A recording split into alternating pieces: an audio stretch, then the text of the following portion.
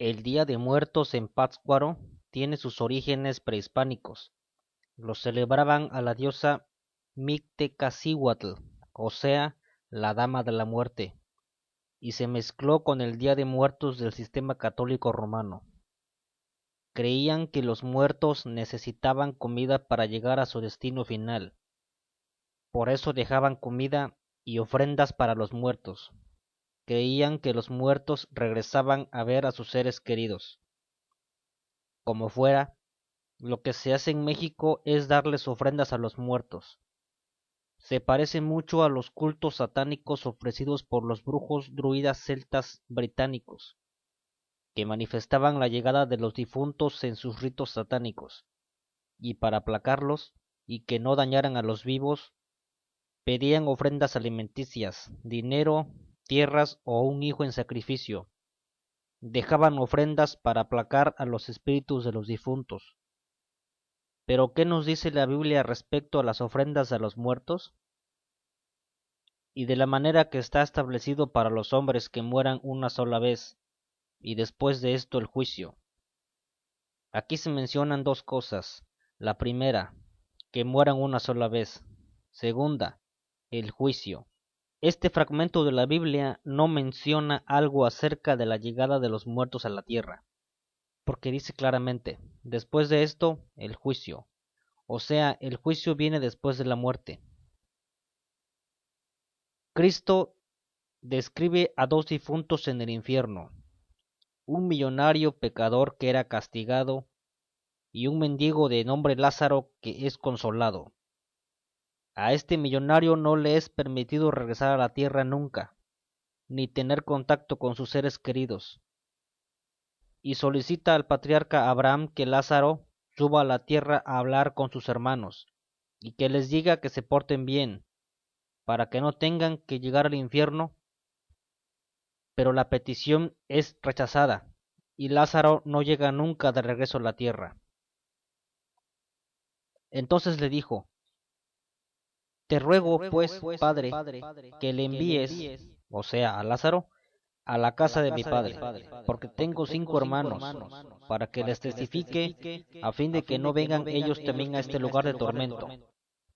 Y Abraham le dijo, a Moisés y a los profetas tienen, óiganlos, los muertos no regresan. Solo hay resurrección glorificada de los fallecidos, pero con la muerte de Cristo en la cruz y en su venida. Y los muertos en Cristo resucitarán primero.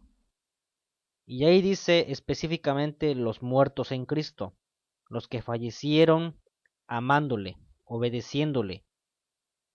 En este grupo de fallecidos no encajan los adúlteros, viciosos o los que tienen relaciones sexuales antes del matrimonio y luego quieren alcanzar el cielo con misas para sacar su alma del castigo.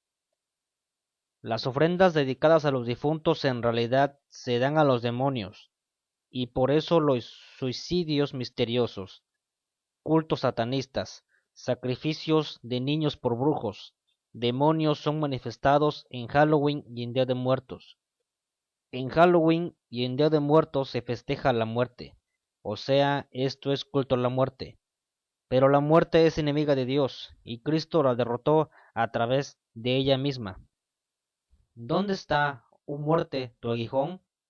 ¿Dónde, oh sepulcro, tu victoria? Él, o sea, Cristo, también participó de lo mismo para destruir por medio de la muerte al que tenía el imperio de la muerte. Y la muerte y el Hades fueron lanzados al lago de fuego. O sea, la muerte y el infierno son arrojados al lago de fuego, y la causa es porque la muerte es enemiga de Dios. Porque la recompensa del pecado es la muerte, mientras que el regalo de Dios es vida eterna. El Señor Dios Todopoderoso detesta las prácticas religiosas relacionadas con la muerte. Nadie entre los tuyos deberá practicar adivinación, brujería o hechicería, ni hacer conjuros, servir de medium espiritista o consultar a los muertos. México, aunque duela, hay que dejar las prácticas satánicas. dedicadas a los muertos. Esto es satánico. Son tradiciones al recordar a los seres queridos, pero es con fines demoníacos, y con los intereses de Satanás es destruir a la humanidad de una forma tan sutil. México, Cristo te ama. Arrepiéntete, México, y pidan perdón a Cristo por sus pecados. Solo en Cristo hay vida, paz y gozo. En Satanás solo hay muerte. Porque la recompensa del pecado es la muerte, mientras que el regalo de Dios es vida eterna.